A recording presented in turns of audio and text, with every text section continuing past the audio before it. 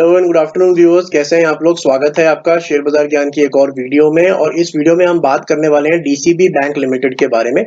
एक शेयर जो बहुत अच्छे वैल्यूएशंस पे अवेलेबल है, और यही बात करेंगे इस वीडियो में आगे जाके कि क्या ऐसा अट्रैक्टिव है डीसीबी बैंक में। आने वाले समय में क्या ऐसा कुछ होने वाला है इस कंपनी के अंदर में जिसका इम्पैक्ट इसके शेयर के ऊपर में पड़ेगा। तो अगर आप लोग चैनल पे नए हो, चैनल को प्लीज सब्सक्राइब कर लीजिए। शुरू करते हैं अपना analysis on DCB bank.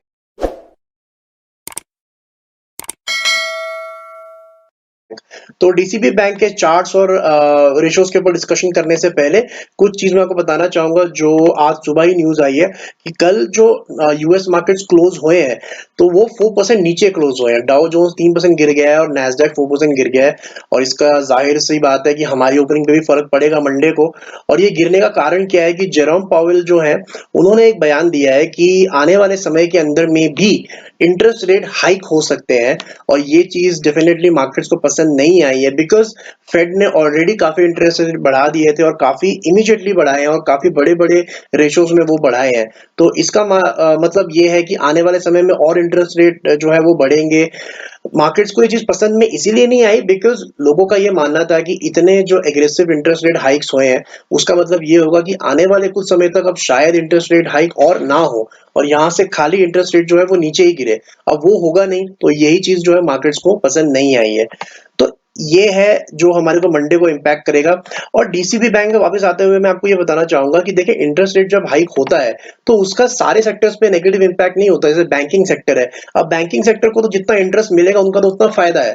So definitely loans लेने लोग कम कर देते हैं, लेकिन जो भी लोन लिया जाता है उसका अच्छी इनकम वाया द इंटरेस्ट एक बैंक को होती है। तो बैंकिंग सेक्टर ओवरऑल आप देख रहे हो कि आजकल बहुत ज्यादा हाइक कर रहा है। या डीसीबी बैंक की बात करें तो फ्राइडे को ही लगभग 10% स्टॉक जो है वो उछल गया है। और यही कारण है, नॉट ओनली इंटरेस्ट रेट लेकिन जो इंप्रूविंग क्वालिटी है एसेट्स की, जिस तरीके के लोन्स बांटे जा रहे हैं बैंक्स के द्वारा। डीसीबी बैंक की बात पर्टिकुलरली करें तो ये एसएमई सेक्टर के अंदर में जो स्मॉल और मीडियम एंटरप्राइज है उसके सेक्टर के अंदर में ये अच्छी पकड़ बना के रखा हुआ है डीसीबी बैंक ने। और पहले से इनका जो एसेट क्वालिटी है वो काफी इंप्रूव हुआ है।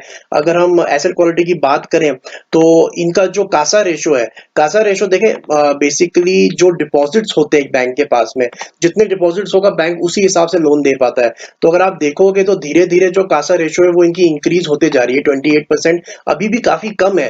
तो बेसिकली यहाँ पे इंप्रूवमेंट का स्कोप बहुत ज्यादा है as far as DCB bank is concern. तो रेशोज इंप्रूव हो रहे हैं धीरे धीरे। और अगर इसके हम नंबर्स की बात करें तो नंबर्स भी काफी अच्छे हैं। जो इनका आप देखोगे नेट इंटरेस्ट इनकम है ये भी लगातार बढ़ती जा रही है। 374 करोड़ की इनकम हुई है इनको क्यूआई एफआई 23 के अंदर में। और अगर आप वो देखो कि ईयर ऑन ईयर 21% का इंक्रीज है for DCB bank. That is another good point for the bank. अब अगर फाइनेंशियल रेशोज की बात करें, जो ट्रेडिंग रेशोज है इसकी, तो इसका जो बुक वैल्यू है वो इस टाइम पे 0.75 है, जो कि बहुत ही बेहतरीन है। अगर आपको लॉन्ग टर्म के लिए कोई भी स्टॉक लेना है या आपको ये बात जाननी है कि क्या कोई स्टॉक अंडर वैल्यूड है कि नहीं, तो उसका अगर बुक वैल्यू 1 से नीचे है इसका मतलब उसका जो एक प्राइस है, जो उसका एक नॉर्मल प्राइस है उससे भी नीचे है। अब बुक वैल्यू का मतलब क्या होता है? देखिए, एक हाइपोथेटिकल सिचुएशन होती है बुक वैल्यू निकालने की कि अगर बैंक सारे के सारी लाइबिलिटीज आज की डेट में खत्म करना चाहे अपने सारे एसेट्स को बेच के, liabilities minus assets is equal to book value.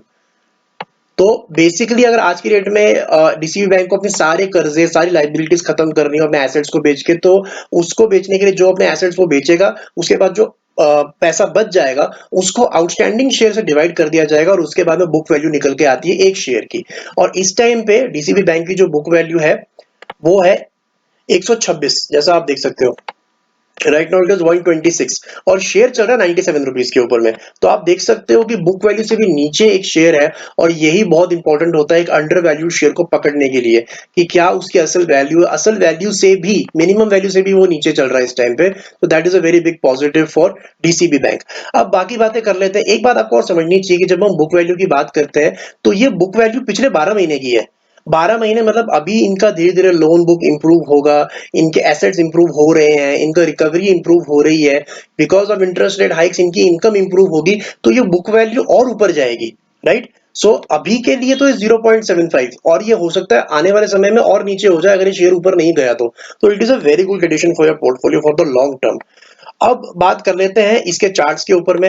अगर हम वीकली चार्ट्स के ऊपर में देखें डीसीबी बैंक को, तो सिंपल सा आप ये देख सकते हो कि इसके सारे अगर हाइस कनेक्ट करेंगे तो इसका जो इस हफ्ते का क्लोजिंग था इस ट्रेंड लाइन का ब्रेकआउट है, तो काफी बड़ा ब्रेकआउट दिया है। नीचे की तरफ में जो सपोर्ट है वो 85 रुपीज के करीब है, जो कि काफी नीचे है फिलहाल के लिए। लेकिन एक लंबे समय के लिए आप इसके अंदर में निवेश जरूर कर सकते हो, बिकॉज आप ये समझे कि डीसीबी बैंक आफ्टर ऑल एक प्राइवेट बैंक है, सरकारी बैंक नहीं है। अभी तो जितने भी सरकारी बैंक है उनके अंदर ट्रैक्शन बना हुआ है, लेकिन जितने भी प्राइवेट बैंक है, Kotak Mahindra, ICICI bank, HDFC bank, सब परफॉर्म करेंगे। और डीसीबी बैंक एक लैक लस्टर परफॉर्मेंस देने वाला बैंक है, तो बहुत पोटेंशियल है इसके अंदर में एज अ शेयर। ऊपर की तरफ मिनिमम आपको ये आने वाले समय के अंदर में 150 रुपए का टारगेट देगा डीसीबी बैंक, जो कि यहाँ से 50% से भी ज्यादा का रिटर्न है। अब ये कितने टाइम के अंदर में आता है ये बहुत सारी चीजों पर डिपेंड करता है। देखें, जैसे अभी मैं एनालिसिस करता हूँ कोई स्टॉक का रिलेटेड डेली चार्ट पे, वीकली चार्ट पे, लेकिन अगर ऐसी खबर कोई आ जाती है जैसे आज सुबह हमारे को देखने को मिला है जो कि यूएस में हुआ है 4% नीचे। अब अगर निफ्टी कल मंडे को 300 पॉइंट नीचे खुलता है तो सारे चार्ट्स के स्ट्रक्चर्स बिगड़ जाएंगे, डेली पे भी वीकली पे भी। तो इसीलिए बहुत सारे फैक्टर्स होते हैं किसी भी शेयर को ऊपर जाने के लिए। समय की जब बात होती है कितना समय लगेगा, तो ये जानना बड़ा मुश्किल होता है कितना समय लगेगा, because there are lot of things that are out of our control. So but still with a good point of view, DCB bank को एक्यूमुलेट किया जा सकता है, एक अच्छा शेयर है, आने वाले समय में आपको बेहतरीन रिटर्न्स कमा के जरूर देगा। दोस्तों, ये था मेरा एनालिसिस ऑन डीसीबी बैंक। अगर आपको पसंद आई वीडियो तो लाइक करें, शेयर करें, कोई सवाल है तो कमेंट सेक्शन में जरूर डालें। मैं मिलूंगा आपसे अपनी अगली वीडियो में, तब तक आप अपना ख्याल रखें and all the best guys.